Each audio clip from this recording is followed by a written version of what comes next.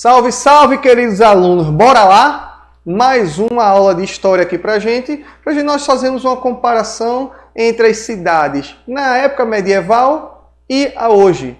Eu me chamo Marcílio, essa daqui se chama Ione e nós vamos tentar ajudar vocês da melhor maneira possível para que vocês possam compreender todo o trabalho que está sendo feito só ligado à Idade Média, certo? Então, esses problemas estruturais, a gente vai começar a perceber também que não é algo tão distante. Como assim, Marcelo? Não é algo tão distante? Porque se você parar para observar, hoje no Brasil, nós temos problemas que a Europa resolveu no século XIX.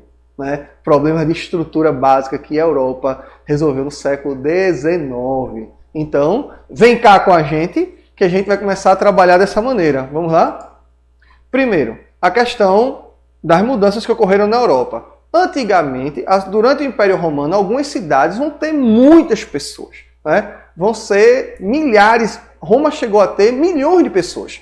Só que, com a desagregação do Império Romano, com a queda, com a falta de comida, o que a população fez? Foi morar na zona rural. Quando eles foram morar na zona rural, as cidades vão meio que perdendo o foco. Elas vão meio que perdendo o seu tamanho, a sua importância.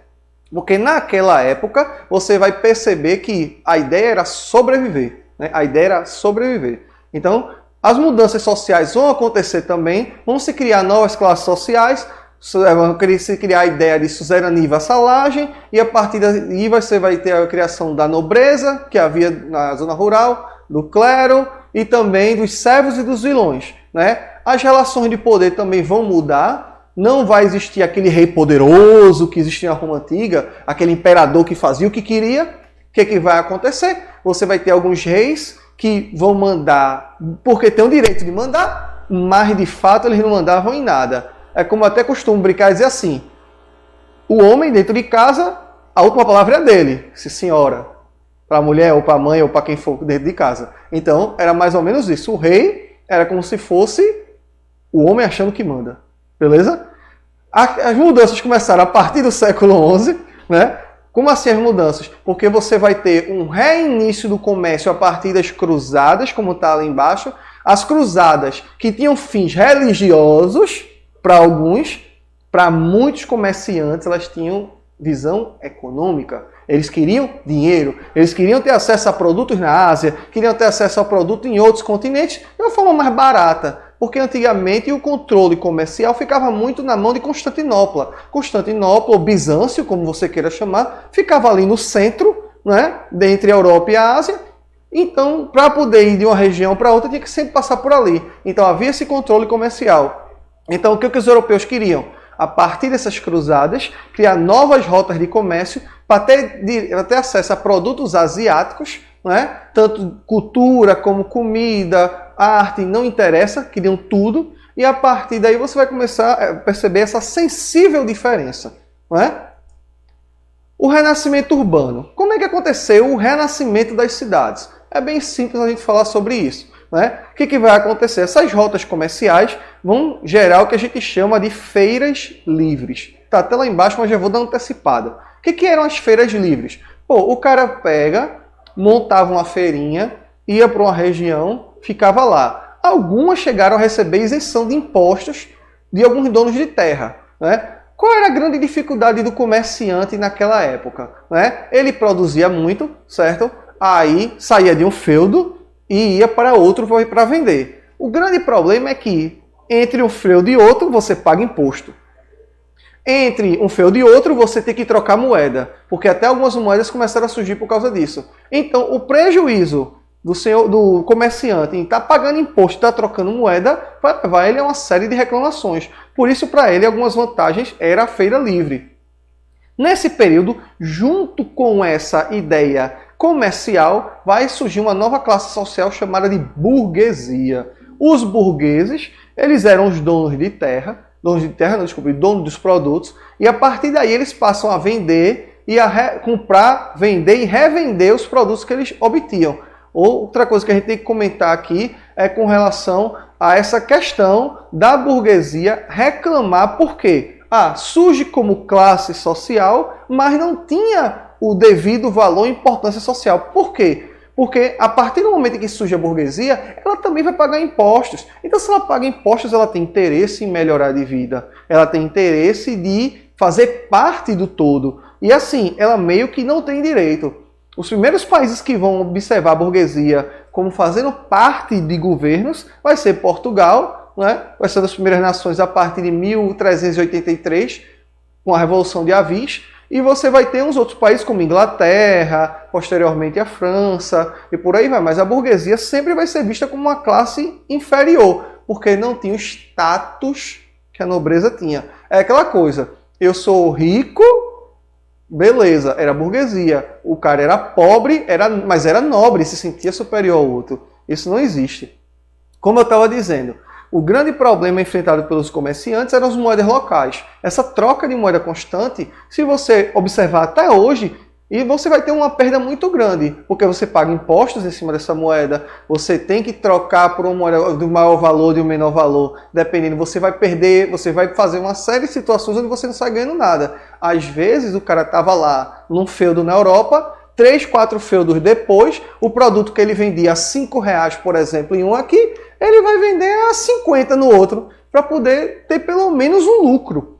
Então, era uma das grandes reclamações. Então, as feiras livres vão ajudar muito nisso. E, geralmente, essas feiras vão estar nas chamadas rotas comerciais, né, que a gente vai ver aqui no mapa. Se você parar para observar nesse mapa, você vai perceber que essas linhas coloridas são todas rotas comerciais criadas nesse período, né, da Idade Média. Você vai perceber as principais são de Flandres, são de Borgonha, algumas cidades italianas, a Itália, temos que lembrar muito bem disso, a Itália ela não vai ter aquele processo de Idade Média como tem o resto da Europa, formação de feudos, a Itália não vai ter isso, porque a Itália sempre vai estar num lugar privilegiado, a Itália está num lugar privilegiado, que é no centro do Mediterrâneo, e ela vai ter acesso a várias outras áreas. Então você vai começar a perceber que, a partir daí, a Itália ela não vai ter essa feudalização. Então ela vai continuar com o comércio ativo dentro da Europa, mesmo durante a Idade Média. Então você também vai começar a perceber que essas rotas comerciais, elas passam da Ásia,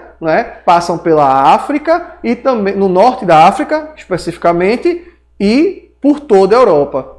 Não é? Principalmente a região da França, a região da Itália, a região da Alemanha, que são onde passa praticamente todas as rotas comerciais. Não é? Continuando aqui, as consequências disso aí, né? O crescimento das cidades. O que vai acontecer? Se você produz mais, se você tem mais comida, o que a população faz, pai? Mais menino. Pode ter certeza disso. A população vai o quê? A população vai crescer. Se a população cresce, tem que ter mais comida. E tendo mais comida, ela vai continuar crescendo, certo? Qual foi o grande problema enfrentado? Uma cidade que antigamente que tinha 500 habitantes, uma região, né? Nem uma cidade, né? Passa a ter 1.000, 2.000, 5.000, 10.000, 40.000, 100.000 pessoas. E aí? Como é que vai ser? E a estrutura básica para isso? Como é a estrutura básica, professor? Rua, esgotamento sanitário, construção de casas. Outra coisa interessante para se falar. Muita gente nessa época morreu queimado, porque as casas eram maioria de madeira, e por causa disso, você está lá cozinhando de boinha, pô, a casa pega fogo. Né? O que vai acontecer no século XIII, com a melhora da tecnologia, você vai ter que começar a construção de castelos, você vai começar a perceber que a estrutura das casas e até das ruas, elas passam a ser diferentes. Né? Elas passam a melhorar a estrutura das casas. Não estou falando a estrutura da cidade, da casa. Né? Porque muitas casas... Você já imaginou morar numa casa sem banheiro, colega? Imagina. Aí lá vai tu fazer as tuas necessidades básicas. Vai fazer aonde? Na Idade Média era assim. Muitas casas não tinham nem banheiro. O cara fazia no balde, pegava o balde e jogava, desculpa a expressão, a merda pela janela. Né? O que ia acontecer? Alguém, fatalmente, em algum momento, ia tomar um banho de xixi ou de cocô. Era podre. Né?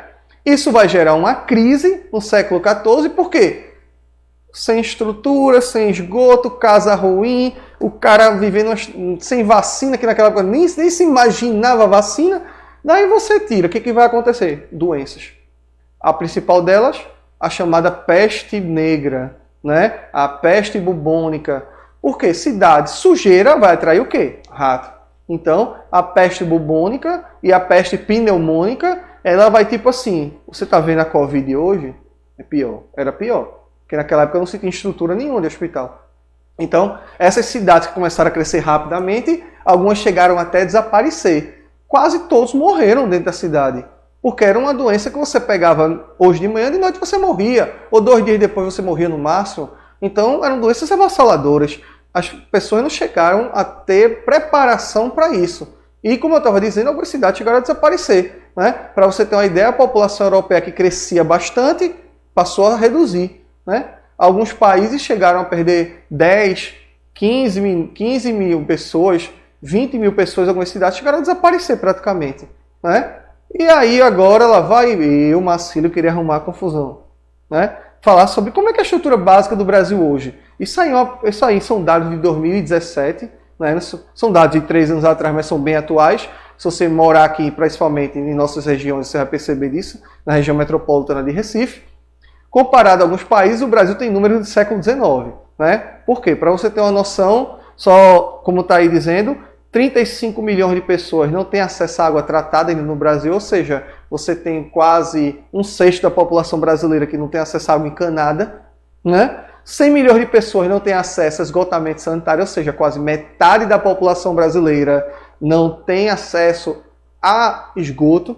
Isso vai gerar uma série de doenças. A gente podia diminuir o número de internações, a gente podia diminuir o número de atendimento em posto de saúde, se a gente também soubesse utilizar os nossos recursos para isso aí. Para você ter uma noção, menos da metade do esgoto no Brasil ele é tratado, ou seja, uma coisa que a gente poderia reciclar, que acontece muito na Europa, né? Porque graças a Deus a gente tem uma quantidade de água absurda aqui no Brasil. Né? Lá eles reutilizam a água de esgoto, a gente mal reutiliza. Né? Para você ter uma ideia, das 100 maiores cidades brasileiras, 90, só 90 apresentam mais de 80% da água tratada. As pessoas têm acesso à água tratada, ou seja, você tem ainda uma defasagem muito grande, certo? Para você ter uma noção, 46 municípios no Brasil têm esgoto sanitário, né? Então a gente começa a perceber que a situação da gente é bem complicada, trazendo que nós temos problemas, como eu disse no começo do vídeo, do século XIX.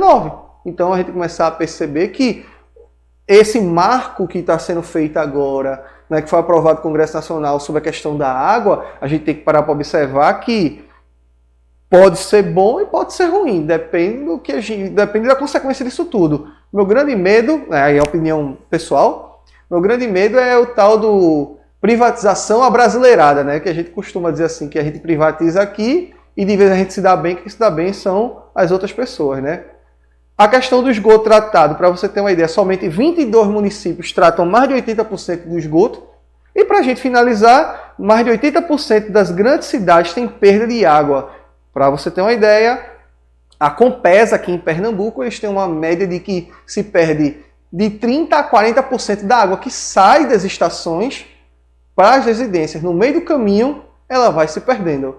Ok, pessoal? Espero ter ajudado vocês de alguma maneira. Né? Faz o famoso cococô, comenta, curte e compartilha. Continue assistindo as aulas da Educa PE e um mini core para você sabe quem. E tchau, tchau!